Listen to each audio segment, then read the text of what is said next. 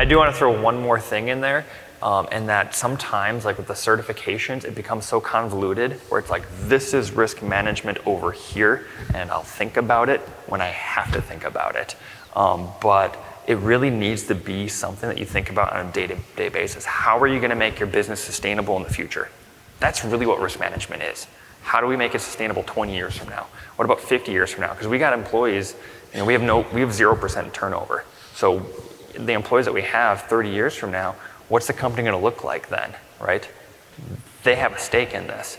And so on our day-to-day decision-making, management, it's about that long-term sustainability. How much debt do you have? We're not leveraged. We're not in a position where we'll be, where we're threatened.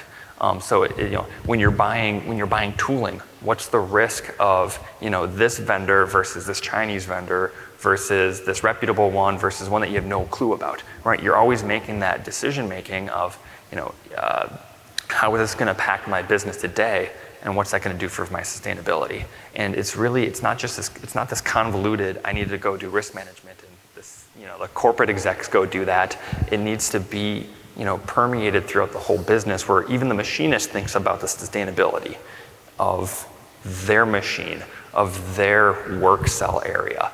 And it really needs to be throughout the whole company culture. I would just quickly say, your first question was around continuity planning. We have annual career conversations that help us put people, kind of move them towards developing their gifts and abilities.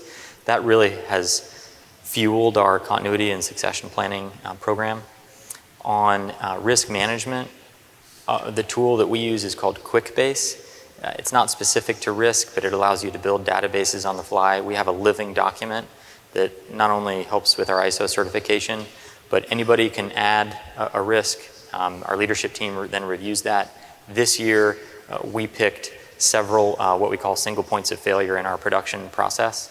And we've just been going through a lot of ideas about how to address that, which of course our customers appreciate. So that's what we do.